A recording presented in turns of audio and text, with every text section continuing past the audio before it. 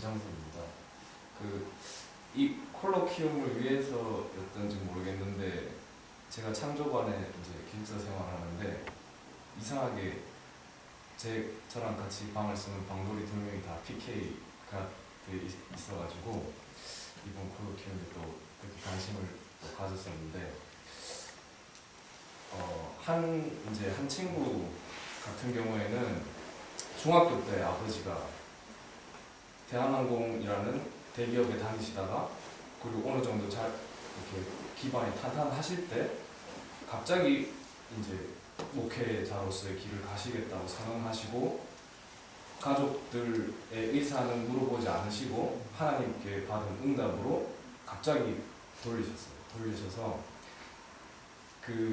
이제 사춘기 때 가장 민감한 시기 때 그때는 그게 어떤 의미인지 잘 모르고 그런 아버지를 그냥 지켜만 봤는데 지금 왔을 때 제 방돌이한테 아버지가 그때 목회자로 돌아섰다는 게 너무 힘들게 지금에서야 그 사실을 이제 받아들이기 시작하고 있는 방돌인데 아버지가 계속 그 대기업에 다니셨더라면 걔가 방학 때 이번 방학 때도 또 학비를 벌기 위해서 아르바이트를 해야 되겠구나 라는 고민을 안 했어도 되는 거고 또 어머니와 아버지가 그 당시에 그렇게 선언하셨을 때 어머니가 한 달 정도를 아버지랑 떨어져서 친가에 가 계시다가 결국 아버지가 그 친가까지 가서 그 어머니를 모셔야 되는 그런 상황으로 있었는데 그런 이제 힘듦을 자기의 선택이 아니라 아버지의 선택에 의해서 어쩔 수 없이 갑자기 받아들여야만 하는 그런 모습을 볼 때 보면서 정말 그렇게 되니까 그 방돌이 같은 경우에 신앙생활을 전혀 못하더라고요. 그냥 한동대 오게 된 것도 이제 아버지가 너무 닥달하셔가지고 이제 중고등학교 때 그런 아버지 때문에 신앙생활을 못하게 되니까 아버지가 그냥 그러면 한동대 한번 가보는 게 어떻겠냐. 자기는 반대했는데 그냥 내신 성적으로 그럼 수시나 한번 써봐라. 그 말씀 그냥 듣고 설마 되겠나 싶어서 썼는데 돼버려가지고 한동대 오게 된 그렇게 되니까 그 친구는 그렇게 고민을 많이 하더라고요. 그런 부분이 있었어요. 그런 것도 하나의 문제로서 PK들한테 작용하는 것 같고 전혀 자기의 선택권 없이 그냥 주어지는 운명 같은 그런 상황들 그런 것 같고 또 그 PK 교육에 대해서 또 생각해봤는데 교수님들 세대에서는 그러니까 그 아버지 세대가 처음 이제 보통 보면 이제 예수를 접하기 시작하는 시대였기 때문에 그 시대 때는 그러니까 100% 모든 걸 다 쏟지 않으면 예수 믿기가 힘들었던 시대였기 때문에 정말 가정도 다 버려버리고 100% 모든 걸 다 쏟아버려야지 그 예수 그리스도를 믿는다는 정체성이 생기고 주변 사람들한테 그렇게 보여질 수 있었던 상황이었기 때문에 그 시대 때 목사님들 그러니까 자녀들한테 했던 교육 방식이 지금의 목사님들 자녀들한테 해주는 교육 방식과는 많이 달라진 것 같다는 그런 생각도 하게 되더라고요. 그 시대 때는 철저하게 오직 예수 그러니까 가정도 다 못 돌볼 만큼 목회자로서 삶의 모습을 지켜나가야 하는 거고 근데 지금은 한 세대가 건너가다 보니까 이 목회자로서도 그렇고 어떻게 보면 지금도 그러한 모습이 더 철저하게 지켜져야 한다고도 생각할 수도 있겠지만 한 세대가 지나다 보니까 예수 믿기가 편해지게 되고 목회가 정말 자기 인생을 걸어놓고 시작해야 되는 목사님한테 그 인생을 걸어놓고 시작하는 단계가 지나가 버리고 하나의 그냥 직업같이 그냥 돼버리는 시대로 가면서 목회자가 하는 그 신앙 교육 자체가 많이 약화되어 있는 모습도 한편으로는 볼 수 있는 것 같고 그런 여러 가지 생각들을 두서없이 해봤습니다. 이렇게 다른 한 명은 어때요? 다른 한 명은 겉으로 그냥 제가 방돌이기 때문에 어떻게 보면 같이 사니까 누구보다 더 가까이 지내다 보니까 그냥 제 느낌일 수도 있는데 다른 한 명은 좀 가면을 많이 쓰고 있는 것 같다라는 느낌이 들더라고요.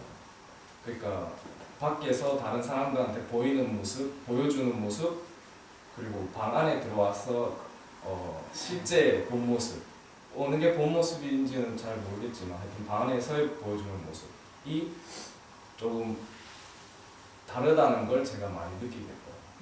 그런 두 PK랑 살게 되면서 이것저것 생각해봤어요. 그 가면이랑 그 중국 영화 있잖아요. 이렇게 막 굉장히 가면이 많고 막 그렇게 하기 때문에 나중에는 얼굴을 내가 쓰고 있는지 잘 모르는 그게 자기 진짜 얼굴이 어떤 얼굴인지 모르는.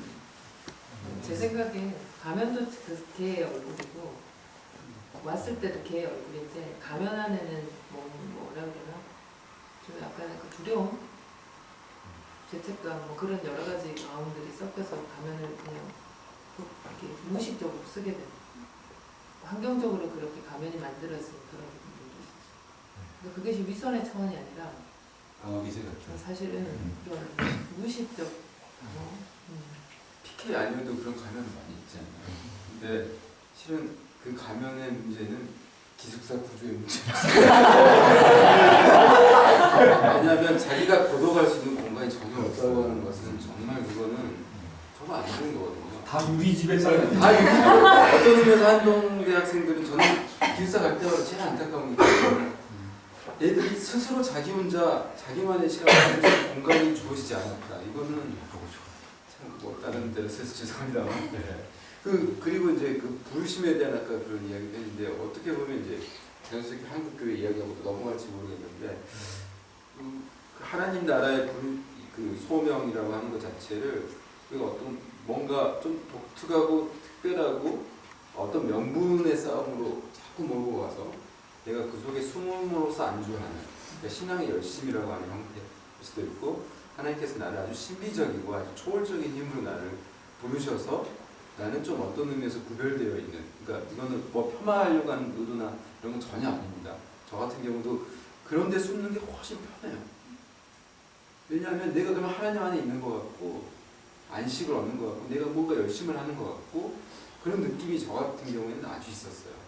아주 열심히 했거든요. 그러다가 한 3년 완전히 이제 정반대 길을 가기도 했는데 근데 어떻게 보면 그런 것이 하나님을 믿는 그 어떤 그 모습이 우리 가운데 이렇게 보여지는 증거로 드러나는 것에 대한 갈망 이런 것이 제일 잘 드러나는 게 선교사 아니면 목사님 뭐 이런 거에 대한 동경이 우리 가운데 좀 있지 않는가 그런 생각이 들고 그러다 보니까 거기에서 이렇게 구분되어지고 매일매일을 그날이 그날인 것 같은 삶을 하나님 약속이라고 하는 걸 붙잡고 살아가는 것에 대한 이 믿음이 되게 연약해 보이고 뭔가 결단이 없는 것 같이 보이고 이렇게 해서 그 믿음이라고 하는 것을 삶으로서의 초청으로 받아들이는 것보다 그 구별된 무언가로 확인받으려고 하는 게 왜냐하면 제가 그 부르심에 대한 그 소명에 대해서 아주 심각하게 생각했거든요. 그러니까 일본에 유학을 갔을 때 선교사님을 불렀고 거기서 거의 그 확신이 왔어요. 그러니까 하나님께서 그런 이야기 고민 많이 해서 정말 기도 열심히 하고 있는데 일본에 뼈를 묻어라. 이제 그 일본에 계신 우리 목사님께서 나랑 같이 일본 선교에 뼈를 묻자. 멋있게 드시잖아요.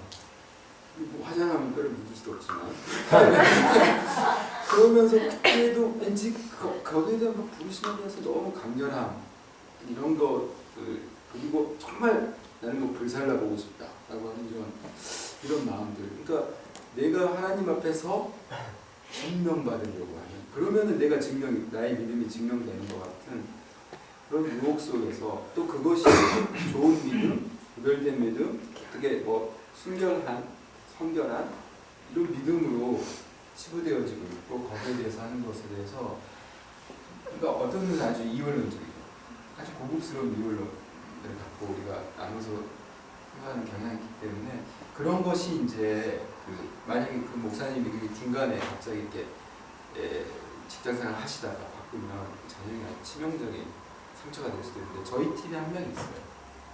경제적으로 너무 어려운 거. 얘한테 힘든 거는 다른 게 아니라 목사님 다 대도 좋고 하는데 돈이 없어요. 실질적으로 너무 힘들어요. 이야기 들어보니까 정말 어떻게 생활을 할까라고 할 정도로, 그러니까 사모님께서 직장생활 하셔야 되는 그런 상황, 직장과 교회를 동시에 돌봐야 되고, 아무한테도 아까 말씀하신 것처럼 사모님의 어려움, 이런 것들 속에서 과연 그러니까 그걸 잊어버린 것 같아요. 뭐가 옳은 건가? 뭐가 하나님의 부르심인 건가? 나는 비전? 그래서 난 자신 없어요. 그럼 비전 이런 거에 저는 생각 안 해요. 그럼 무서워요. 무섭대. 하나님이 그렇게 나를 갑자기 나는 이걸 정말 하고 싶은데 너 이거 해라. 이런 식으로 탁 불러버리시면 어떻게 할 것인가?